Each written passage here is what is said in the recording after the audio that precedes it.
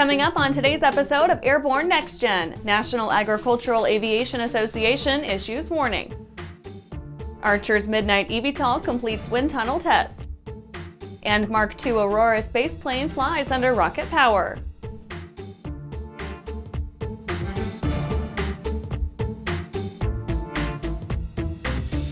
And I'm your host, Holland Lee. Welcome to the Aero-News Network's Airborne-NextGen program, a weekly news program covering the next generation of flight, from electric power to vertical lift, uncrewed vehicles, and everything in between. Let's get into today's stories.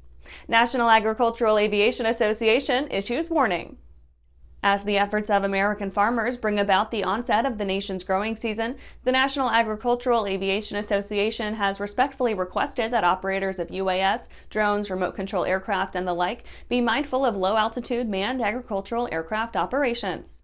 Every year, agricultural aviators treat 127 million acres of U.S. cropland and perform a variety of services by which crops are protected and farmers' productivity is increased. UASs and agricultural aircraft share the low-altitude Class E environment. In the absence of an FAA waiver permitting such operations, drones are not allowed above 400 feet AGL. Manned agricultural aircraft, for their own part, fly as low as 10 feet AGL while applying fertilizers and pesticides. Ergo, the risk of mid-air collisions between agricultural aircraft and UAS platforms is perpetual and potentially deadly. Aerial applications are currently underway in many parts of the U.S., and nationwide agricultural flying will peak during the coming summer months. A survey conducted by the NAAA near the end of the 2022 crop dusting season found 22% of manned aerial application operators, more than 1 in 5, reported at least one of their pilots having encountered a drone while operating an agricultural aircraft during the preceding year. And after the break, 2023 Sun and Fun Innovation Preview was amazing. Whether you're charting a steady course or pushing for the ceiling, Hartzell Propeller has been elevating flight for over 100 years. It's in our passion for engineering and research. It's in our dedication to testing the limits of performance and creating propellers that are as safe as they are sexy. Now, together with our dedicated family of companies, we're propelling the future of aviation. We are Hartzell Propeller, built on honor. Are you ready to ace your FAA drone pilot knowledge test, get your remote pilot certificate, and start earning money? Well, flying a drone is a great tool that can open up new business opportunities for anyone. Realtor, insurance adjuster, videographer, or commercial weekend drone warrior, you need to fly legally.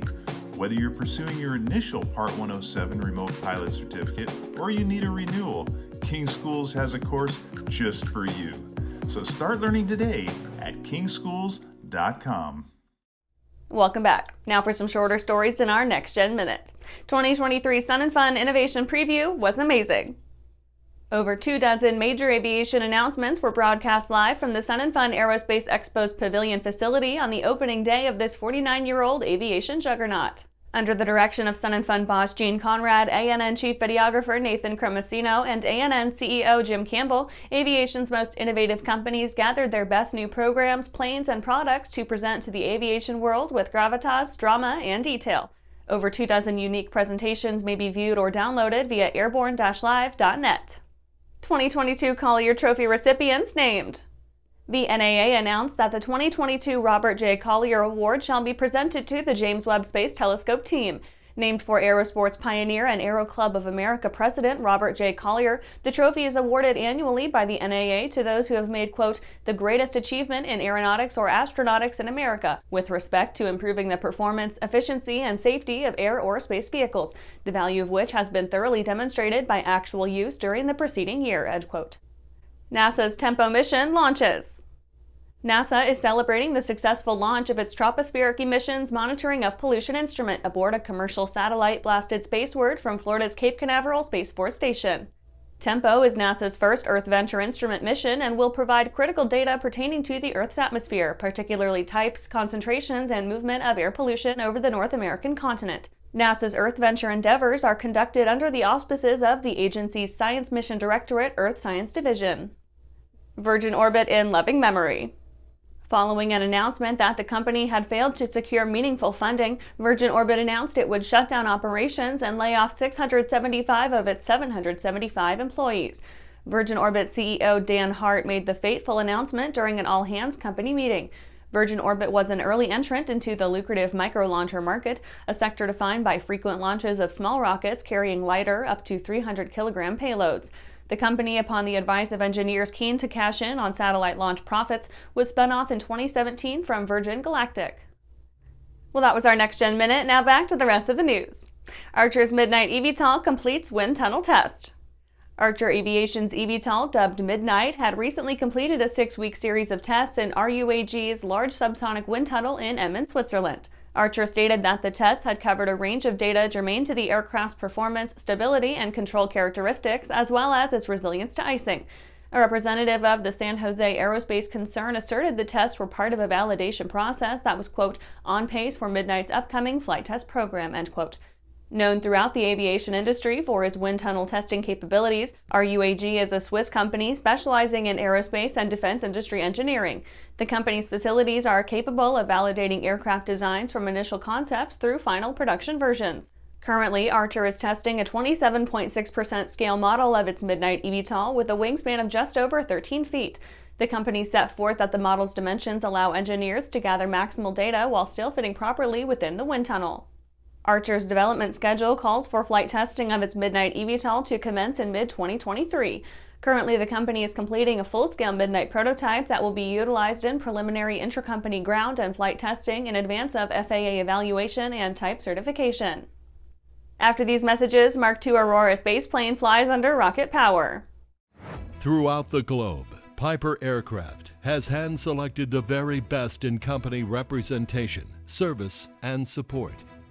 From first inquiry to acquisition to product support, Piper Aircraft ownership is seamless and worry-free.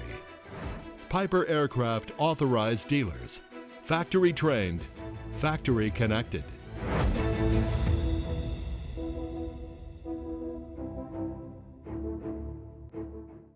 Skyleader Aircraft offers a lineup of the most powerful, durable, and efficient light sport aircraft in the industry. From trainers to roomy cockpits for long hauls, Skyleader has an aircraft for you. And the best part? They're in your budget. Skyleader's base prices are set low to give you room to customize your aircraft to your needs, desires, and wallet, allowing you to put your money where it matters to you most. Visit flyskyleader.com today to learn about our aircraft, customization options, and chat with the team. Welcome back. Mk-II Aurora Spaceplane flies under rocket power. Dawn Aerospace has successfully completed the first series of rocket-powered test flights of its Mk-II Aurora Spaceplane. The flight test campaign was carried out at New Zealand's Glentanner Aerodrome on March 29th through 31st. The accomplishment occasions an important milestone in the Aurora platform's development and advances the company's stated mission of, quote, revolutionizing space access, end quote. Previously, surrogate jet engines were used to vet the Mk-II Aurora Spaceplane design and the integrity of its construction. The transition to rocket engines proved successful as all flight test objectives were met. The Aurora Spaceplane, as its name suggests, is designed to operate in part after the fashion of a conventional aircraft. Unlike traditional rockets, which ascend from launch pads and return to Earth under parachute, Aurora takes off and lands horizontally, departing from and returning to standard airport runways. Rather than attempting to plumb the Mk-II's maximum speed or altitude, the recently completed flight test campaign set out to validate key vehicle systems and capabilities, such as the performance of the new rocket engine. Explorations of the edges of the Mk-II's performance envelope will be pursued by degrees over the course of future test flights. Under jet power, the Mk-II Aurora reached altitudes of 6,000 feet and speeds of approximately 170 knots.